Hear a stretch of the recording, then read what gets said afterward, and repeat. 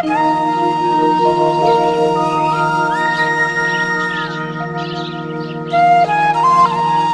नमो भगवते वासुदेवाय।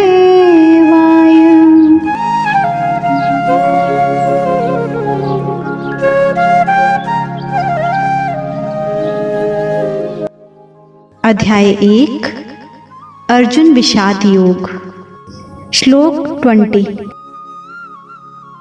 धृतराष्ट्र ने पहले श्लोक में अपने और पांडु के पुत्रों के विषय में प्रश्न किया था।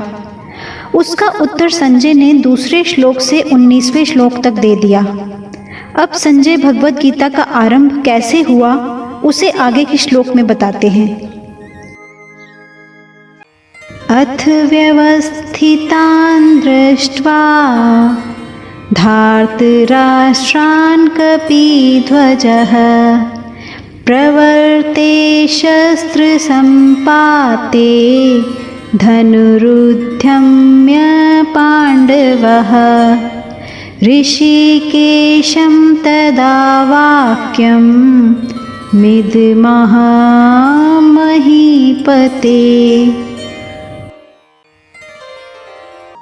अथ इस पद का मतलब है कि अब संजय भगवान श्री कृष्ण और अर्जुन के संवाद रूप भगवद गीता का आरंभ करते हैं।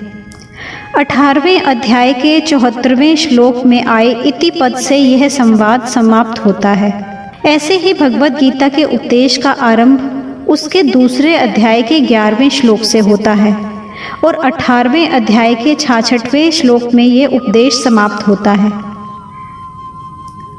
प्रवर्ते शस्त्र संपाते। वैसे तो पितामह भीष्म ने युद्ध शुरू करने की घोषणा के लिए शंख नहीं बजाया था, बल्कि केवल दुर्योधन को खुश करने के लिए ही शंख बजाया था। फिर भी कौरव और पांडव सेना ने उसको युद्ध आरंभ की घोषणा ही मान लिया और अपने अपने अस्त्र शस्त्र हाथ में उठाकर तैयार हो गए। इस तरह सेना को शस्त्र उठाए देखकर वीरता में भरकर अर्जुन ने भी अपना गांडीव धनुष हाथ में उठा लिया। व्यवस्थितान धार्तराष्ट्रान दृष्ट्वा। इन पदों से संजय का मतलब है कि जब आपके पुत्र दुर्योधन ने पांडवों की सेना को देखा तब वह भागा भागा द्रोणाचार्य के पास गया, लेकिन जब अर्जुन ने कौरवों की सेना को देखा तब उनका हाथ सीधे गांडीव धनुष पर ही गया। इससे ये पता चलता है कि दुर्योधन के अंदर डर है और अर्जुन के अंदर निर्भयता है, उत्साह है, वीरता है। कपिध्वजः।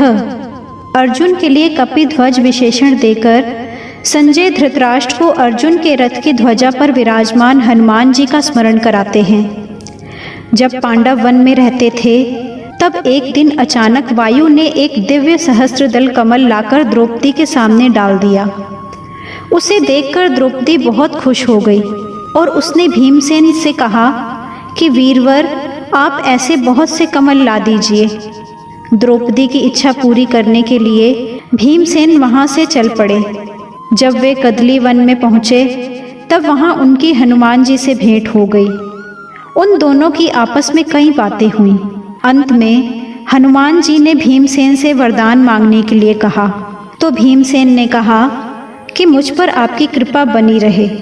इस पर हनुमान जी ने कहा कि हे वायुपुत्र, जिस समय तुम बाण और शक्ति के आघात से व्याकुल शत्रुओं की सेना में घुसकर सिंहनाद करोगे, उस समय मैं अपनी गर्जना से उस सिंहनाद को और बढ़ा दूंगा। इसके अलावा अर्जुन के रथ की ध्वजा पर बैठकर मैं ऐसी भयंकर गर्जना किया करूंगा जो शत्रुओं के प्राणों को हरने वाली होगी, जिससे तुम लोग अपने शत्रुओं को आसानी से मार सकोगे। इस तरह जिनके रथ की ध्वजा पर हनुमान जी विराजमान हैं, उनकी विजय निश्चित है। पांडवः।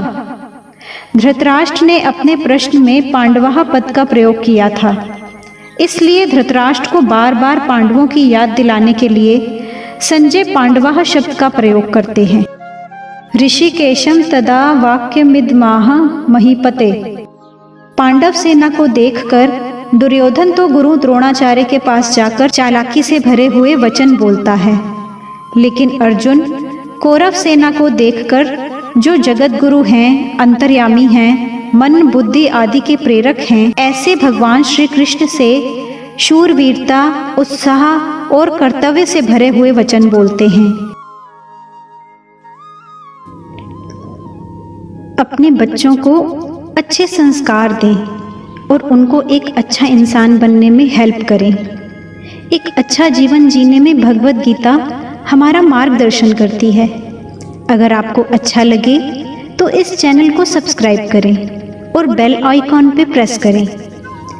अपने बच्चों और जानने वालों के साथ इसे शेयर करें।